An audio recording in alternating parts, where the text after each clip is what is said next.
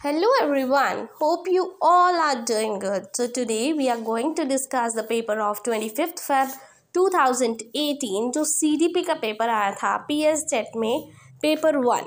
So let's start. एक एक question हम देखेंगे कि कौन सा क्वेश्चन आया हुआ था. तो पहला क्वेश्चन है the ability to group the objects together. आपने ऑब्जेक्ट्स को, कुछ चीज़ों को इकट्ठा करके रखना है together on the basis of common features. Common features मतलब जो चीज़ें सेम हैं उनको इकट्ठा करके रखना है. ठीक है, तो जेन पियाजे की कोग्निटिव डेवलपमेंट थ्योरी के अकॉर्डिंग आप इस चीज़ को क्या बोलोगे. तो देखो क्वेश्चन में ही जैसे कि आंसर होता है, तो इसमें भी ऐसे ही बोला गया है कि जब आप किसी ऑब्जेक्ट को इकट्ठा कर रहे हो तब आप देखोगे उसके कॉमन फीचर्स जो चीज़ें सेम है मतलब उसको क्लासिफाई करोगे कि ये चीज़ें सेम है या ये चीज़ सेम है. तो इस टर्म को हम बोलेंगे क्लासिफिकेशन. ठीक है जी, तो सी ऑप्शन बिल्कुल करेक्ट है. नेक्स्ट क्वेश्चन, इनमें से कौन सी फॉलोइंग रिप्रेजेंट करती है S factor in Spearman two factor theory. तो हम सबको पता है जो स्पीयरमैन है उन्होंने टू फैक्टर थ्योरी दी थी, एक तो जी और एक दी थी एस. ठीक है, जी होती है जनरल फैक्टर और एस क्या होता है इन्होंने ये पूछा है, तो एस होता है स्पेसिफिक फैक्टर. तो सी ऑप्शन बिल्कुल करेक्ट है इसका. अब आते हैं थर्ड क्वेश्चन की तरफ. तो थर्ड क्वेश्चन में क्या बोला गया है कि multi factor theory of intelligence किसने दी थी. तो multi factor theory of intelligence Thorndike ने दी थी. उसके बाद इनमें से कौन सी थ्योरीज ऐसी हैं जो कहती हैं कि जो बिहेवियर है वो हम शेप कर सकते हैं successive approximation and reinforcement of responses and is more merely approaching towards desired behaviour. ठीक है, तो उन्होंने क्या बोला, डिज़ायर्ड बिहेवियर की बात की गई है कि हम बिहेवियर को शेप अप कर सकते हैं. ठीक है जी, बिहेवियर को शेप अप करना है हमने किसी चीज़ के रिस्पॉन्स से. तो देखो इसको हम बोलेंगे सोशल लर्निंग, कि हम सोसाइटी से सीखेंगे ये चीज़ें, वो बिहेवियर हम दूसरों से सीखेंगे रीइंफोर्स करके, इमिटेशन करके. Next, trait theories are related to which of the following aspects. तो देखो ट्रेड थ्योरी हमने पढ़ी है बहुत सारी, एल्पोर्ट की पढ़ी थी, कैटल की थ्योरी पढ़ी थी, वो सारी थ्योरीज ट्रेड की थी. तो उसको क्या बोलते हैं, पर्सनालिटी ट्रेड्स की थ्योरी थी वो. ठीक है, तो इसका सही आंसर है पर्सनालिटी. अब आते हैं सिक्स्थ क्वेश्चन की तरफ कि जो किंडरगार्टन सिस्टम ऑफ एजुकेशन है, मतलब garden for the small kids, हमें किंडरगार्टन पता है, हम छोटे बच्चों को पढ़ाते हैं वहाँ पे.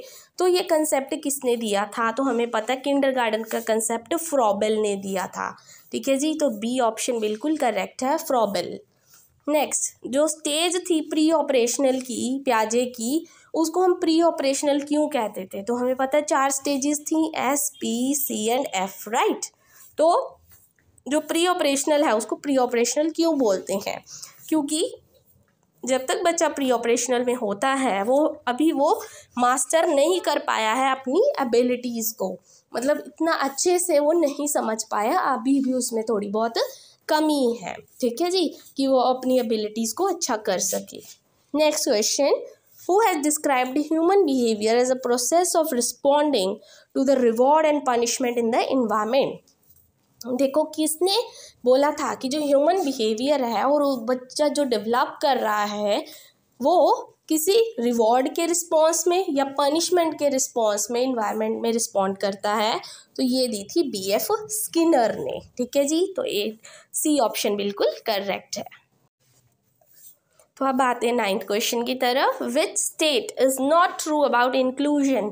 इंक्लूजन वर्ड आप सबको पता है, इंक्लूजन का मतलब होता है इंक्लूड करना. इंक्लूड करना उन बच्चों को नॉर्मल स्कूल्स में जो डिसेबल्ड हैं उनको नॉर्मल बच्चों के साथ पढ़ाना, उसको बोलते हैं इंक्लूजन. तो इनमें से कौन सी चीज़ ट्रू नहीं.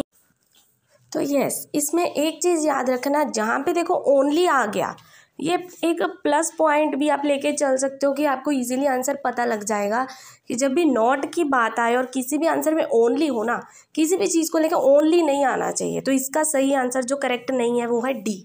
ठीक है जी, सिर्फ एक चीज़ को लेकर नहीं घुमाना, बाकी चीज़ें भी ध्यान में रखनी है, ओनली वाला हमेशा गलत होता है. Next question is which of the following age group, जहाँ पे बच्चा क्या करता है, प्रोनाउंस करना सीख जाता है WFTFG परफेक्टली. कब सीख जाता है वो? 3 से 5 साल के बीच में अच्छे से उसको सारे अल्फ़ाबेट्स पता लग जाते हैं। Next question, the most appropriate meaning of learning according to Gates. जो गेट्स थे उनके अकॉर्डिंग लर्निंग का मीनिंग क्या है? तो उनके according modification of the behaviour bye experience and training. उन्होंने बोला कि जो लर्निंग होती है वो क्या होती है? जब बंदे का बिहेवियर मॉडिफाई हो जाता है, जब वो एक्सपीरियंस करता है किसी चीज़ को या ट्रेनिंग लेता है तो वो अच्छे से मॉडिफाई कर लेता है अपने बिहेवियर को, उसको बोलते हैं लर्निंग। अब आते हैं नेक्स्ट क्वेश्चन की तरफ। The education that the child receives in a family. जो एजुकेशन उसको अपनी फैमिली से मिलती है एक बच्चे को, वो कौन सी एजुकेशन होती है? वो होती है इनफॉर्मल। ठीक है, फॉर्मल तो वो होती है जो स्कूल्स से मिलती है, ठीक है, और इनफॉर्मल वो होती है जो हम फैमिली से सीखते हैं, इनफॉर्मल। नेक्स्ट क्वेश्चन, IQ क्या होगा एक 20 साल के बॉय का जिसकी मेंटल एज इतनी है? देखो उन्होंने वैल्यूज़ दी हुई हैं, आपको फॉर्मूला पता होना चाहिए IQ का क्या होता है? Mental as upon chronological age into 100। Mental as कितनी दी गई है? आपको मेंटल एज दी है 15, वैल्यू पुट कर दो। क्रोनोलॉजिकल एज 20 है, मल्टीप्लाई कर दो 100 से, आंसर आ जाएगा 75। इसका बिल्कुल करेक्ट आंसर है। ठीक है जी, बस फॉर्मूले याद होने चाहिए आपको। नेक्स्ट क्वेश्चन है, स्कैफोल्डिंग क्या होती है सोशल कंस्ट्रक्टिविस्ट थ्योरी के अकॉर्डिंग? तो स्कैफोल्डिंग होती है जब हम किसी को टेम्पररी हेल्प देते हैं, हम सबको पता है, वाइगोट्स्की की थ्योरी हमने की थी। तो giving support in learning by the adults, किसी को सपोर्ट देना, हेल्प देनी, क्लू देना किसी चीज़ का, उसको बोलते हैं scaffolding. Next question is the period of sensory motor adaptation according to पियाजे। तो सेंसरी मोटर देखो 4 पीरियड से हमें पता है, SPCF थे, राइट। सेंसेस की बात की गई है कहाँ पे? स्टार्टिंग में 0 to 2 ईयर्स, तो 0 to 2 ईयर इन्फेंसी पीरियड, यहाँ पे बच्चे की सेंसेस एक्टिवेट होती हैं, वो अपने सेंसेस का यूज़ करता है अच्छे से। 0 to 2 ईयर्स इसका करेक्ट आंसर है। ठीक है जी, नेक्स्ट क्वेश्चन, वो कौन से रूल्स होते हैं जब हम टीचिंग को अच्छा बनाते हैं? जो एक्सपीरियंस से टीचर्स और थिंकर्स, उसको क्या बोलते हैं? Means the rules for effective teaching made from experience of teachers and the thinkers. जब टीचर कोई चीज़ एक्सपीरियंस करते हैं, उससे अपनी टीचिंग और अच्छी बनाते हैं, तो उसको हम क्या बोलते हैं? तो उसको मैक्सिम्स ऑफ टीचिंग बोलते हैं। हमने मैक्सिम ऑफ टीचिंग बहुत अच्छे से पढ़े हैं BEd फर्स्ट सेमेस्टर में कि simple to complex, inductive to deductive, ऐसे हमें जानना चाहिए, इससे टीचिंग ज़्यादा इफेक्टिव होगी, राइट। अब आते हैं हम नेक्स्ट क्वेश्चन की तरफ। इनमें बोला गया है कि जो 8 साल की एक लड़की है वो क्या है, उसमें स्पोर्टिंग एबिलिटी है। स्पोर्टिंग मतलब स्पोर्ट्स को लेके वो बहुत अच्छी है। उसके जो दोनों पेरेंट्स हैं वो भी स्पोर्ट्स खेलते थे एंड अपनी बच्ची को भी कोचिंग के लिए भेजते हैं, ठीक है, रोज़, और उसको ट्रेन करते हैं छुट्टियों में अच्छे से, जो वो गेम खेल रही है, जिस स्पोर्ट्स में वो अच्छी है। तो ये उसकी जो कैपेबिलिटी है वो किस चीज़ का रिजल्ट है? किन दो चीज़ों के बीच का इंटरेक्शन है? तो हमें सबको पता है जब बच्चे की डेवलपमेंट की बात आती है तो 2 चीज़ें बहुत इंपॉर्टेंट रोल प्ले करती हैं, वो होती है हेरिडिटी एंड इन्वायरमेंट। तो इसका सही आंसर क्या है? Heredity and environment. क्योंकि देखो हमारे पेरेंट्स भी उसके स्पोर्ट्स पर्सन थे और आगे जाके बच्चों में वही जीन्स आते हैं, वो तो हेरिडिटी की बात हो गई। और इन्वायरमेंट, जैसा इन्वायरमेंट उसको अच्छा मिलेगा वैसे ही वो अच्छी स्पोर्ट्स पर्सन बनेगी। नेक्स्ट क्वेश्चन, इनमें से कौन सा सेकेंडरी एजेंट है सोशलाइजेशन का? देखो प्राइमरी एजेंट हमेशा हमारी फैमिली होती है जहाँ से हम सीखते हैं, और सेकेंडरी जो होती है वो होते हैं स्कूल एंड नेबरहुड। ठीक है, तो बी ऑप्शन बिल्कुल करेक्ट है। Now comes with the next question. According to Lev Vygotsky the primary cause of cognitive development is, कि हमने वाइगोट्स्की की थ्योरी पढ़ी थी, उन्होंने बोला था कि जब बच्चे की डेवलपमेंट होती है, उन्होंने सोशियो कंस्ट्रक्टिविस्ट थ्योरी दी थी कि बच्चा सोसाइटी से सीखता है, तो क्या है, सोशल इंटरेक्शन की बात की है वाइगोट्स्की ने। ठीक है जी, अगर आपको थ्योरीज में कोई भी दिक्कत है तो आप जाके मेरी प्रीवियस वीडियो चेक कर सकते हैं, वहाँ से आपको सारी थ्योरीज मिल जाएंगी। Now comes the next question. Progressive classroom setup में जो टीचर है वो फैसिलिटेट करता है, बच्चों की लर्निंग को अच्छा बनाता है, उसको कैसा इन्वायरमेंट देके जहाँ पे डिस्कवरी हो, रिस्ट्रिक्टिव मतलब रिस्ट्रिक्शंस हो, रोक टोक हो, गलत बात है, डिस्करेज करना, नो, रेपिटेशन इनकरेज करना, नो, रिपीट थोड़ी करना, हमने डिस्कवर करनी है कोई चीज़, प्रमोट करे डिस्कवरी को कि बच्चा खुद डिस्कवर करे उस चीज़ को। नेक्स्ट क्वेश्चन कि एक 5 साल का बॉय है, वो अपने आप से बात कर रहा है अपनी टी शर्ट फोल्ड करते टाइम। तो इसमें जो स्टेटमेंट है वो किस चीज़ को लेके सही है, कौन सा बिहेवियर है जो बॉय वो दिखा रहा है। तो हमने देखो बोला प्राइवेट स्पीच की बात की थी, राइट। उसमें हमने क्या किया था, तो इन्होंने बोला कि क्या वो ईगो सेंट्रिक स्पीच की बात कर रहे हैं, ये गलत है। Lev Vygotsky explain this egocentric, पियाजे explain it as egocentric, but जो वागोट्स्की है वो इसको प्राइवेट स्पीच बोल रहे हैं। ये बिल्कुल सही है। प्राइवेट स्पीच होता है जब हम अपने आप से खुद से ही बात करते हैं। तो सेकंड ऑप्शन बिल्कुल करेक्ट है। Now comes the next question कि लोअर क्लासेस में, जो प्राइमरी क्लासेस है, शॉर्ट क्लासेस है, छोटी क्लासेस, तो उसमें जो प्लेवे मेथड होता है टीच करने का वो किस चीज़ पे बेस्ड होता है, ताकि हम बच्चे की साइकोलॉजिकल प्रिंसिपल्स को ध्यान में रखें, उसकी डेवलपमेंट और ग्रोथ को। ठीक है जी। नेक्स्ट क्वेश्चन आते हैं 24th। तो इस क्वेश्चन में क्या पूछा गया है कि जो 4th क्लास का जो बॉय है उसको विजुअल डिफिशियंसी है, मतलब देखने में दिक्कत आ रही है, तो आप क्या करेंगे, उसको एक्सक्लूड कर देंगे सबसे अलग, गलत बात है। हेल्प करेंगे with this routine work by parents and friends, no. सबसे अच्छा क्या होगा, स्पेशल ट्रीटमेंट तो नहीं देना।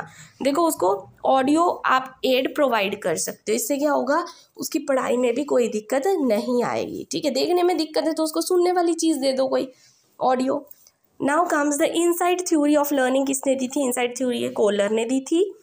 Next question is development never ending process है। हमें बोला था कि जो डेवलपमेंट क्या है, कॉन्टिन्यूस प्रोसेस है, तो इसका प्रिंसिपल कौन सा हुआ, वो कॉन्टिन्यूटी। ठीक है, कि वो बर्थ से स्टार्ट होके डेथ तक चलता है। नेक्स्ट क्वेश्चन, इनमें से कौन सी चीज़ फोस्टर करेगी क्रिएटिविटी लर्नर्स में। देखो जी, कब करेंगे, अच्छी एजुकेशन देके, सिर्फ प्रैक्टिकल वैल्यू देके, उसको अपॉर्चुनिटी देके, ये बिल्कुल सही है। देखो जहाँ पे अपॉर्चुनिटी वर्ड आ गया ना, सबसे पॉजिटिव वर्ड है, ये याद रखना। ऐसे ही आपको छोटी छोटी चीज़ें ना दिमाग में रखनी है, जिससे आपका आंसर सीधा ही आपको मिल जाएगा कि इस क्वेश्चन का आंसर ये हो सकता है। नेक्स्ट क्वेश्चन इज, इनमें से कौन सा कैरेक्टरिस्टिक्स है गिफ्टेड लर्नर का। गिफ्टेड आप सबको पता है वो होते हैं जो बहुत ज़्यादा ही अच्छे होते हैं। ठीक है, अच्छे इन द सेंस कि बहुत ज़्यादा ही इंटेलिजेंट होते हैं। वो एग्रेसिव और फ्रस्ट्रेटेड फील करते हैं, no. He can feel understimulated और bored if activities are not challenging, ये बिल्कुल सही है। देखो जिस बच्चे को चैलेंजिंग थिंग्स करने की आदत हो, अगर उसको वो चैलेंजिंग थिंग्स ना मिले, टफ चीज़ ना मिले ना, तो उसको वो चीज़ अच्छी नहीं लगेगी। तो बी ऑप्शन बिल्कुल करेक्ट है। डिस्लेक्सिया इज एसोसिएटेड विद, तो डिस्लेक्सिया क्या होती है, रीडिंग डिसऑर्डर, जिसको रीड करने में दिक्कत आती है। Last question is, robin who does not talk much at home talks a lot in school, it shows that. कि रॉबिन है एक लड़का, वो अपने घर में इतनी बात नहीं करता जितनी स्कूल में करता है। तो इससे हमें क्या शो होता है कि स्कूल उसको अपॉर्चुनिटी देता है बोलने के लिए, no. Teachers demand that children should talk a lot, no. She should not like her home at all, no. Her thoughts get acknowledged at school, क्योंकि उसके थॉट्स को इम्पॉर्टेंस दी जाती है स्कूल में। उसको बोलने में थोड़ा सा उसको भी टाइम दिया जाता है कि हाँ तू भी अपने व्यूज़ सामने रख। ठीक है, क्योंकि घर में कई बार होता है पेरेंट्स बोलते हैं कि हाँ तू क्यों बोल रहा है ऐसे वैसे, है ना, तो वो चीज़ें हो जाती हैं, बट स्कूल उसको वो अपॉर्चुनिटी प्रोवाइड करता है। I hope today's video is useful for you and really sorry because today I'm not well, but फिर मैं ये वीडियो लेके आई हूँ आपके लिए। और अगर आपको वीडियो अच्छी लगी हो then please don't forget to like and subscribe my channel.